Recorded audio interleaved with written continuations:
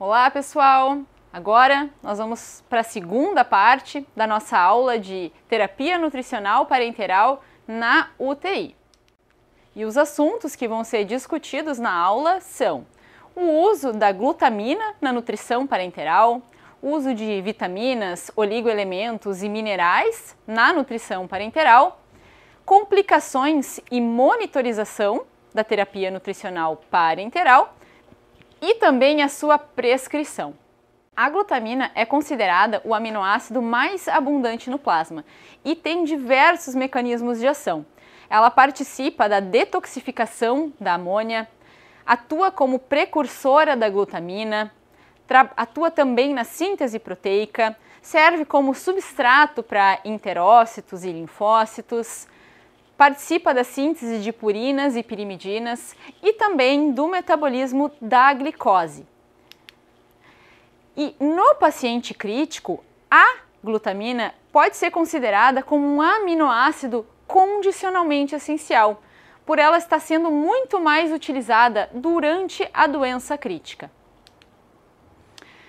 Aqui eu trouxe um ensaio clínico randomizado duplo cego que avaliou 1.223 pacientes críticos em ventilação mecânica invasiva e que apresentavam disfunção orgânica múltipla. Esses pacientes foram divididos em 4 grupos.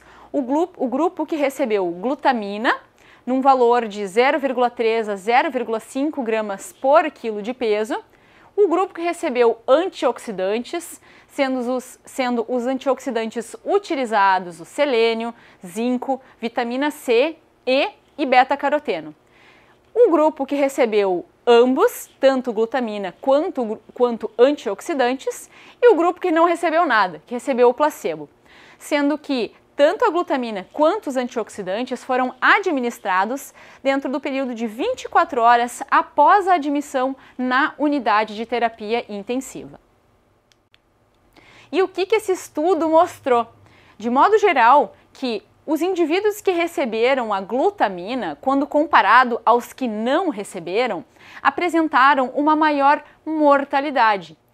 E depois desse estudo, se acendeu um alerta em relação ao uso de glutamina para pacientes críticos com presença de disfunções orgânicas múltiplas.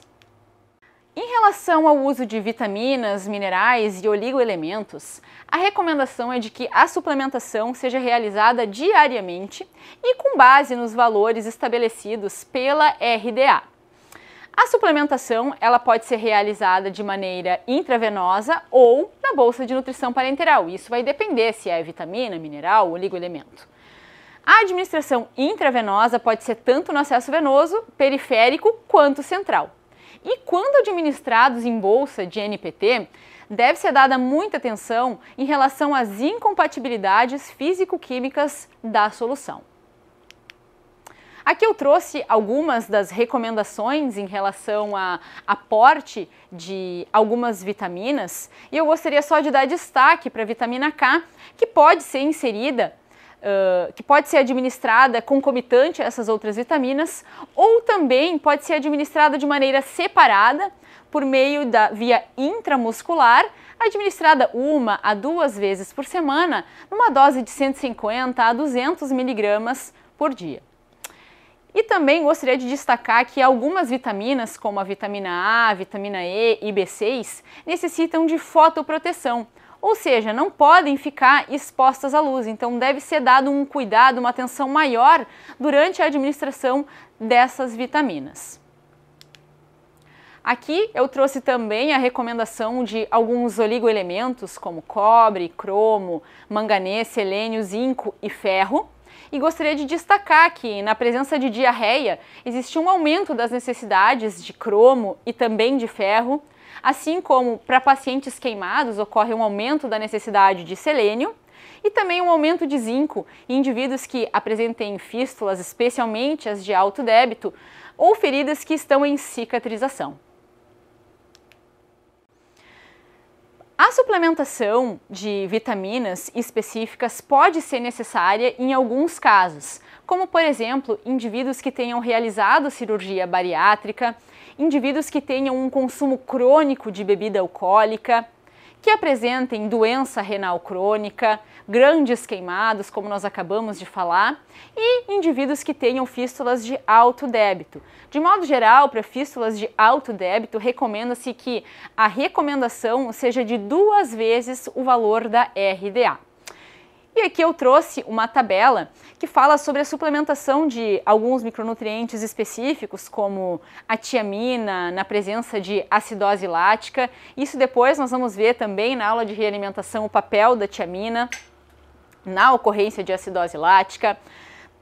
Suplementação de vitamina C em caso de presença de escorbuto, suplementação de cobre, selênio em relação a alterações cardiovasculares e também suplementação de zinco em relação a feridas e presença de infecções. E eu gostaria de destacar para o risco de toxicidade para alguns nutrientes como cobre, manganês e ferro durante a infusão da solução de nutrição parenteral. Então é muito importante que seja dada atenção e uma análise mais detalhada para as concentrações destes nutrientes. Os eletrólitos como sódio, potássio, magnésio, fósforo, cálcio e cloro são administrados dentro da bolsa de NPT. E existem algumas condições que vão aumentar a necessidade desses eletrólitos, como por exemplo a ocorrência de diarreia, de vômitos, fístulas com débito mais elevado, uso de sonda com drenagem do conteúdo do estômago, que é a sonda nasogástrica, presença de a possibilidade de ocorrência de síndrome de realimentação, utilização de alguns fármacos e também a presença de alcalose metabólica ou a ingestão elevada de proteínas. E aqui eu gostaria de novo, dar destaque para alguns eletrólitos, estes que são adicionados na solução de nutrição parenteral, como cálcio, fósforo e magnésio, que são nutrientes que apresentam um risco elevado de precipitação. Então, depois eu vou falar um pouquinho sobre esses nutrientes e como que deve ser a forma escolhida no momento de fazer a prescrição da solução de nutrição parenteral. Em relação às complicações da NPT, elas podem ser de 3 maneiras: complicações mecânicas, infecciosas e metabólicas. Falando um pouquinho das complicações mecânicas, elas podem estar relacionadas a técnicas inadequadas de inserção de catéter, assim como um inadequado posicionamento deste catéter. E por esse motivo é sempre recomendado que se realize um exame de imagem antes de iniciar a infusão da terapia nutricional parenteral. Aqui eu trouxe mais algumas complicações mecânicas, como por exemplo a ocorrência de flebite, eventos trombóticos e pneumotórax. O flebite ocorre devido à osmolaridade e pH da solução, muitas vezes em decorrência do uso de alguns medicamentos, ao tempo mais prolongado de uso da nutrição parenteral e ao tipo de catéter que vai ser utilizado. Já os eventos trombóticos, que podem ser citados como a presença de obstrução do catéter por uma formação de trombo, e a ocorrência de pneumotórax, que pode acontecer por punção venosa quando ocorre um colapso do pulmão. Já as complicações infecciosas normalmente ocorrem por infecção do catéter. Como eu já havia comentado em alguns slides anteriores, o catéter é uma porta de entrada para vírus, fungos e bactérias e é uma porta de entrada direta para a corrente sanguínea do paciente. Isso facilita e muito a ocorrência de translocação bacteriana. Por esse motivo, a higiene de mãos e também a higiene adequada do catéter é muito importante. Recomenda-se que a asepsia da pele e das conexões sejam realizadas com gluconato de clorexidina numa concentração maior do que 0,5% e que o tempo de desinfecção destes locais seja de pelo menos de 5 a 15 segundos. Agora, falando um pouquinho sobre as complicações metabólicas e dando atenção para algumas alterações eletrolíticas, as alterações mais comuns ocorrem em sódio, potássio, magnésio e fósforo. As complicações relacionadas às alterações de sódio muitas vezes estão relacionadas com o estado de hidratação e com o uso de soluções que contenham sódio, como por exemplo, os soros que são administrados. O que se recomenda? Que sejam avaliados diariamente os níveis séricos e que, se necessário, seja feita uma reposição adequada, tanto de sódio quanto de fluidos. Outro ponto importante de ser avaliado em relação a distúrbios de sódio é o balanço hídrico, se ele está positivo ou negativo, porque isso também vai influenciar nas concentrações séricas de sódio. Já os níveis de potássio podem estar aumentados ou diminuídos em decorrência de disfunções renais, presença de vômitos, fístulas e diarreia e também uso de alguns medicamentos que podem aumentar ou diminuir a excreção de potássio. O que se recomenda como manejo é a análise diária dos níveis séricos e, se necessário, fazer uma reposição via solução de nutrição parenteral na própria bolsa ou uma reposição intravenosa. E como que deve ser realizado o manejo dessas alterações séricas de potássio? Devem ser dosados os seus níveis diariamente. Se necessário, deve ser feita uma reposição de potássio via solução de NPT, pode ser feita na própria bolsa, ou essa reposição pode ser intravenosa também. E em casos de indivíduos com concentrações séricas aumentadas, recomenda-se até mesmo a realização de hemodiálise. Mas é claro que isso ocorre em casos mais específicos. Em relação às concentrações séricas de magnésio, elas podem sofrer alterações devido à presença de diarreia, vômitos, indivíduos que apresentem um consumo de bebida alcoólica aumentado e crônico e também na presença de síndrome de realimentação. Sendo o manejo mais indicado, a análise diária dos níveis séricos e, se necessário, fazer uma reposição via NPT ou até mesmo intravenosa. Já em relação ao fósforo, a sua concentração pode estar reduzida em decorrência da presença de diarreias, fístulas, uso de diuréticos, presença de síndrome de realimentação, hiperparatireoidismo e também alterações de função renal. E, como manejo, recomenda-se a análise dos níveis séricos e, se necessário, reposição via nutrição parenteral ou reposição intravenosa. Ainda falando das complicações metabólicas, mas agora falando um pouquinho sobre as alterações glicêmicas. A presença de resistência insulínica é extremamente comum dentro da unidade de terapia intensiva, ainda mais quando associada ao uso de nutrição parenteral, na qual os nutrientes são ofertados diretamente sob a forma de glicose e na corrente sanguínea do paciente. A indicação de manejo é que sejam avaliados os níveis séricos, se necessário, seja utilizada a insulina, a quantidade de carboidratos na solução de nutrição parenteral deve ser reduzida, a TIG, que é a taxa de infusão de glicose, deve permanecer entre 3 e 5 mg por quilo por minuto e podem ser utilizadas fontes alternativas à glicose. Outra complicação comum é a presença de hipertrigliceridemia, visto que os lipídios são ofertados diretamente sob a forma de ácidos graxos. Isso pode favorecer a ocorrência de hipertrigliceridemia.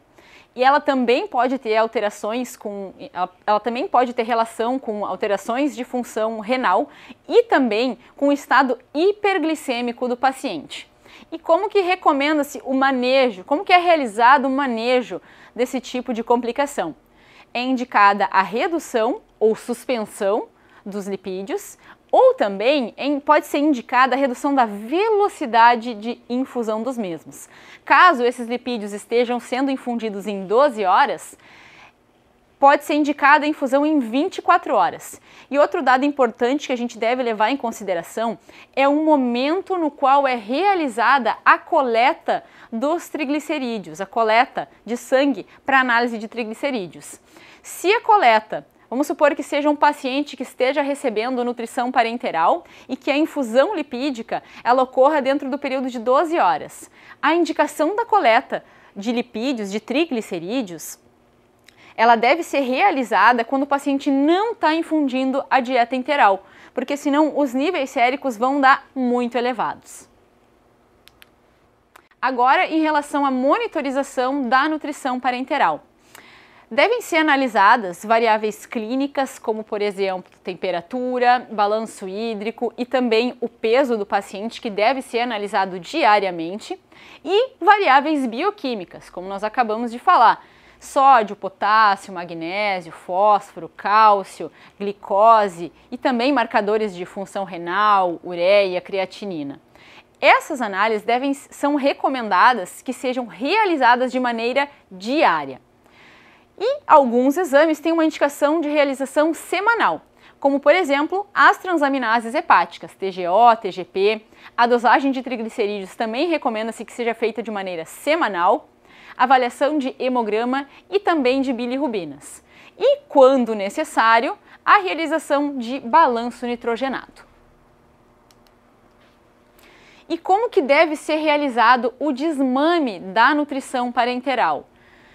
O desmame ele deve ser iniciado quando o paciente já estiver recebendo nutrição via oral ou enteral e que a oferta dessa terapia nutricional esteja acima de 60% das necessidades diárias por pelo menos 3 dias.